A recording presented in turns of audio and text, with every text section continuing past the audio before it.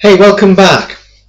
In today's episode, we're going to be diving into the world of stablecoins. Now, these are special types of cryptocurrencies that are designed to maintain stable value, unlike the typical volatility we see with other cryptocurrencies.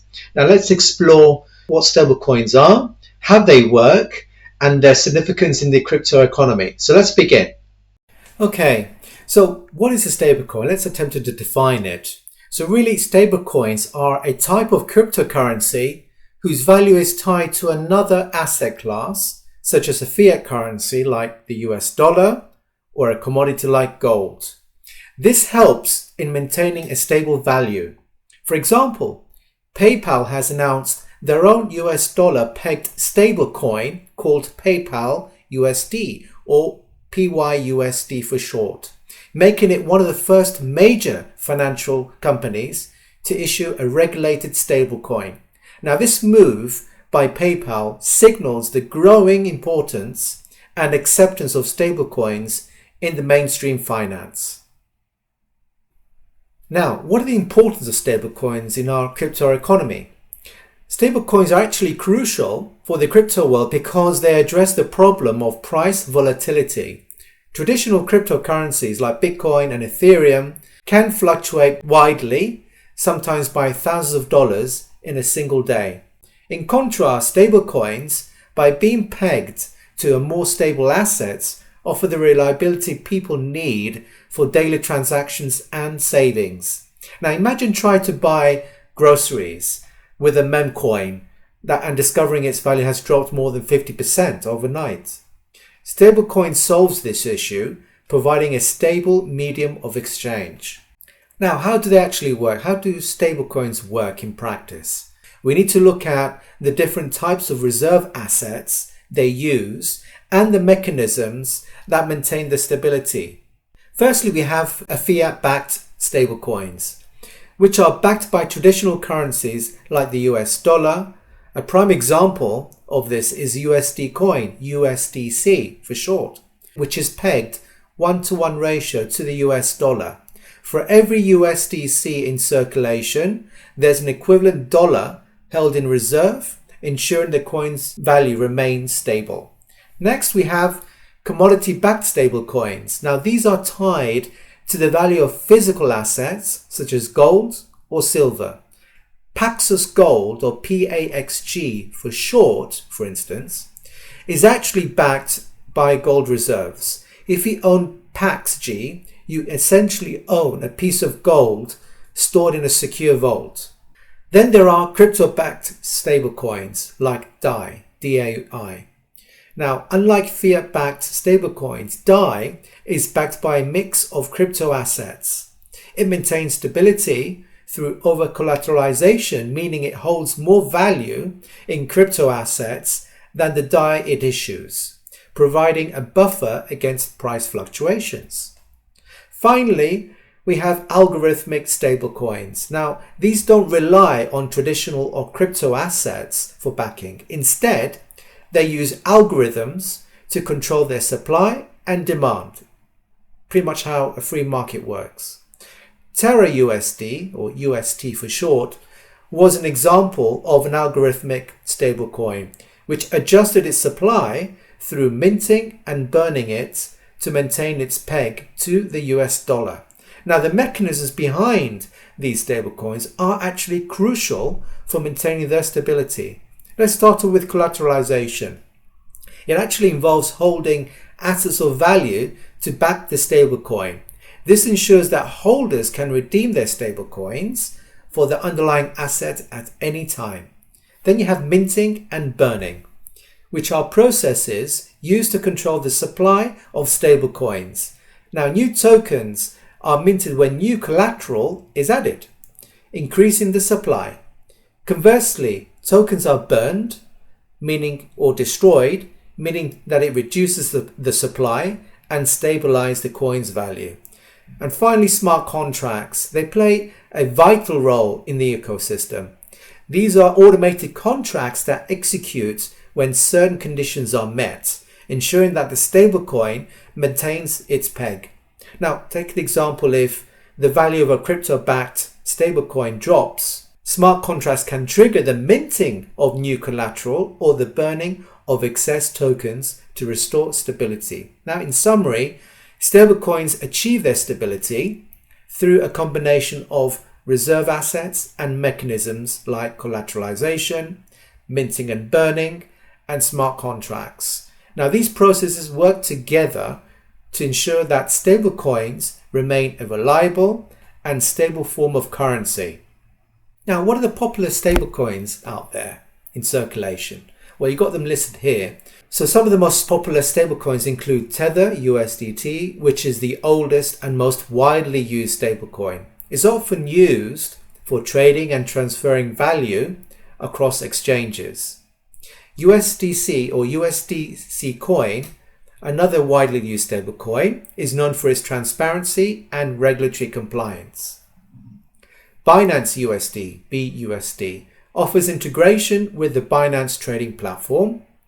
DAI is unique because it's backed by cryptocurrencies rather than fiat.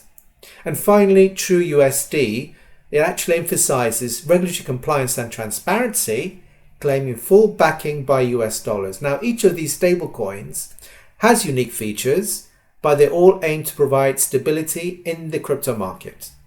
Now, let's go through what are the typical use cases of stablecoins. Now, stablecoins are primarily used for two main purposes. One, it helps to facilitate crypto trades, and two, for purchasing goods and services over blockchain networks. Now, let's start with trading. Stablecoins here allow traders to quickly move value between different cryptocurrencies without converting back to fiat money. This helps in taking advantage of price differences between exchanges. And for purchases, in this example here, stablecoins provide a stable medium of exchange, which is crucial in a volatile market. Now, what are the advantages of stablecoins? Firstly, the stability is a major benefit. Unlike other cryptocurrencies, which can experience wild price swings, stablecoins maintain a steady value. Now, this makes them reliable for everyday transactions and more predictable for long-term investments. For example, if you want to save money in a cryptocurrency without worrying about losing value overnight, particularly in the immediate short term, then stablecoin could be a good option. Secondly, stablecoins bring efficiency to the table. Now, transactions with stablecoins are faster and cheaper compared to traditional banking systems. This is particularly beneficial for international transfers. Imagine sending money to a friend overseas through a traditional bank. It could take several days and incur high fees. With stablecoins, on the other hand, this process is almost instantaneous and far less costly. Another key advantage is transparency. Now here, many stablecoins use blockchain technology, which means every transaction is recorded on a public ledger. This transparency allows users to verify transactions and see the reserves backing their stablecoin, building trust in the system.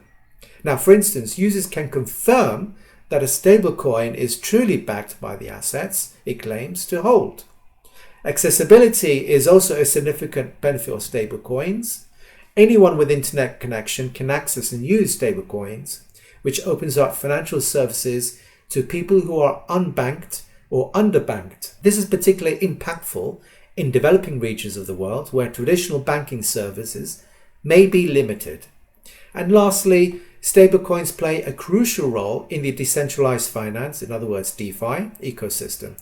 They enable a range of financial activities like lending, borrowing, and earning interest without needing traditional banks. For example, platforms like Aave and Compound use stablecoins to offer these services, making finance more inclusive and innovative. Now, overall, the advantages that we've laid out here of stablecoins is in providing stability, efficiency, transparency, accessibility, and integration with DeFi, make them a powerful tool in the evolving financial landscape.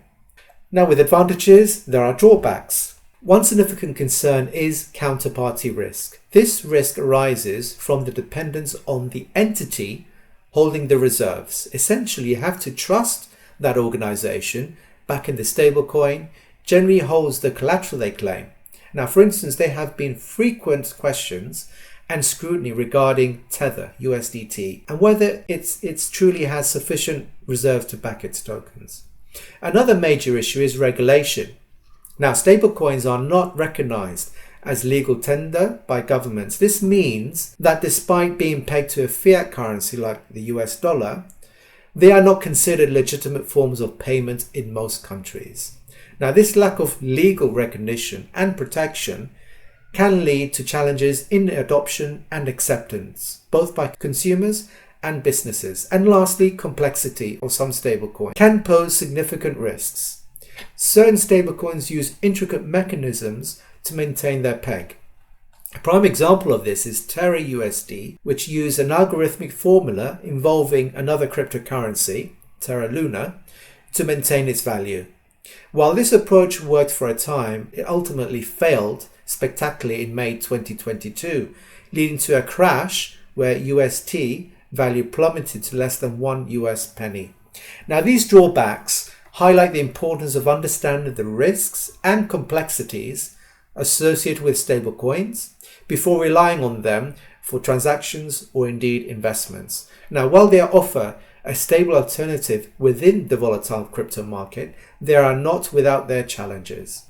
Now, stablecoins play a vital role in bridging the gap between traditional finance and the crypto world by offering stability. They provide the reliability needed for daily transactions and the efficiency of digital currencies. Now, as the crypto ecosystem continues to evolve, stablecoins will likely become even more integral, providing reliable ways to transact and store value in the digital economy. However, it's important to be aware of the limitations and the need for robust collateral and transparencies. Now, one final word of thought. I pretty much see stablecoins being, the medium of exchange for actually purchasing and buying goods that, there is ample supply of, like buying a book or even buying groceries and so on, using USDT Tether, which is backed by the US dollar. I pretty much envision stablecoins for that. But for a store of value, when you want to generate, or you have a financial goal to generate intergenerational wealth, then for me, stablecoins are not the right choice. I would rather use Bitcoin for that. And it's something that you have to hold on to, in other words, hodl, for several years. In my case, I have the ambition to hold it for at least 10 years, because I'm fairly confident that it's going to appreciate in value significantly in the long term. So that's how I see the split between stablecoins for day-to-day transaction use as a medium of exchange, where for Bitcoin I use it as a store of value for generating intergenerational wealth in the long term. So hopefully, if you found this video useful, please do hit the like button. And if you haven't done so already, please subscribe to this channel, as I regularly post some interesting videos that could be of interest to you investors out there. So until next time.